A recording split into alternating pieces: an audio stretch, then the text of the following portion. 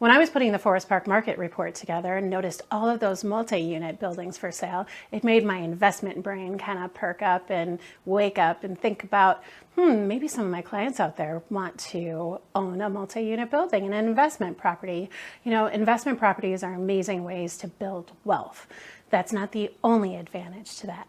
Another advantage is having passive, steady income. Who doesn't want, like Kara said in a different video, income while you're sitting there on your couch? It's a comfy place to make money. You can also diversify your portfolio and mitigate your risk in your investment strategy. Another great thing is you're able to tell all of your friends that you are a land baron. So when you're thinking about jumping into the investment pool, there are plenty of things to consider. First off, where is that money coming from? Do you have buckets of cash at home? If so, call me and let's go shopping. If not, you're going to need a loan. Did you know for most investment properties, you need at least 25% down in order to buy it? Most people don't. So you'll need a good lender by your side, and we have several that we trust and can refer to you. Once we're ready with the money, it's time to consider what kind of building you're looking for. I'd say the traditional ones are the 2 to 4 unit buildings, like the one we're actually in filming today is a friend of mine's that is 3-unit building in Forest Park, and it's been a wonderful investment for her over the years. She's been able to leverage this property into doing many other things in her life. When you're ready to go and look for an investment property of your own, there are several things to consider.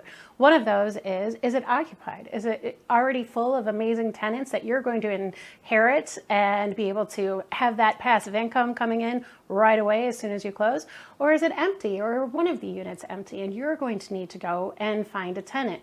Do you know where to find a tenant? Do you know how to vet a tenant when you find them to make sure they're good ones for you? These are all things to consider. Another thing to consider when you're looking at a property is how much money is it going to make you? So, of course, we have rental income. You might also have income from coin-operated washer and dryer in the basement, maybe some extra parking that'll bring in some cash for you. Of course, we love that cash because it has to cover your expenses. And expenses are, of course, your mortgage, your interest, your taxes, but also consider the regular maintenance on a building, your landscaping, any utility costs. There's also repairs that'll come up. I know a couple months ago, I was sitting in Florida on a beach having a cocktail, and I got a call that my hot water heater went out in one of my units. So I had to arrange for a new one to be installed all the way from out of state. Not only is this money, this is also time and energy, sometimes time away from the beach. These are all things that you have to consider when you're thinking about owning an investment property and managing it yourself. It's important to be sure that you have enough cash flow and reserves to get you through thick and thin with any investment property. There'll be times where you had this great tenant, but it was time for them to move on and buy a home of their own, so now that property might be empty.